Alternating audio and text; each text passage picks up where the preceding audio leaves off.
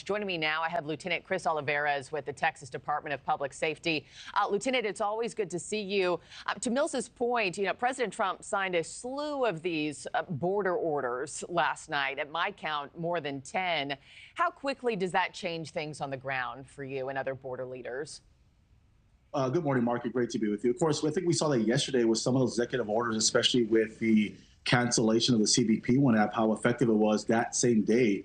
So I do foresee that we are going to see changes just immediately. We're seeing it right now on the border right now, of course, with some of these executive orders. But, going back to some of these executive orders designating the cartels as foreign terrorist organizations and also the mass deportations, I think that in itself obviously is going to it's going to take some time as this process goes on. But we are seeing some of that immediate change just based off that CBP One app, which was allowing over 900,000 plus migrants to enter the United States inadmissible.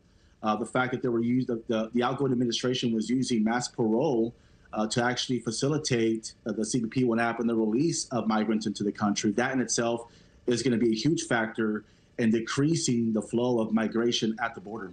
And Lieutenant, let me just, to your point, list off a couple more of these orders from the laundry list that we saw signed last night, declaring a national emergency at the border, stopping catch and release, reinstating remain in Mexico, resuming border wall construction, designating cartels as global terrorists. What more do you want to see here in the coming days, sir?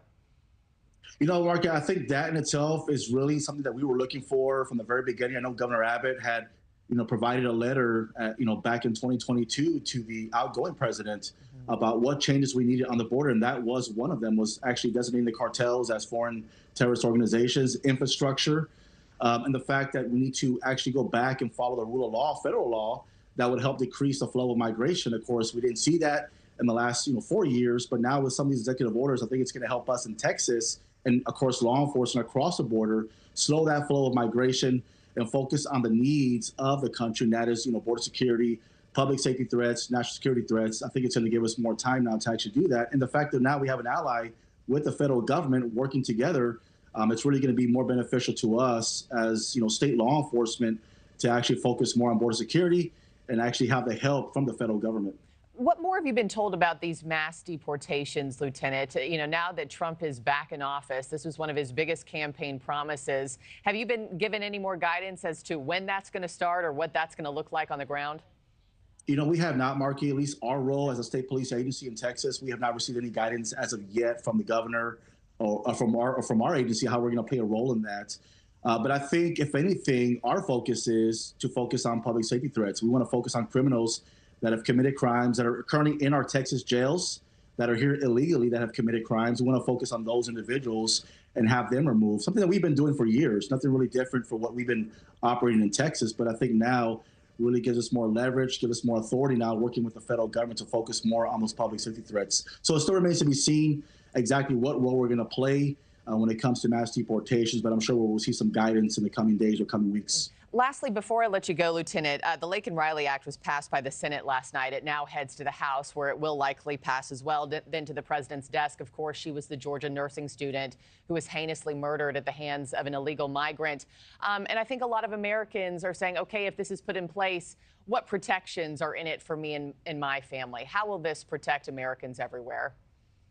Well, I think it focuses more on those, criminal migrants that have committed crimes, maybe not violent crimes, but the fact that they've committed misdemeanor crimes, thefts, that would actually lead to a much larger result of committing more violent crimes. And we're able to actually hold those individuals accountable when they commit some of these minor crimes and get them removed.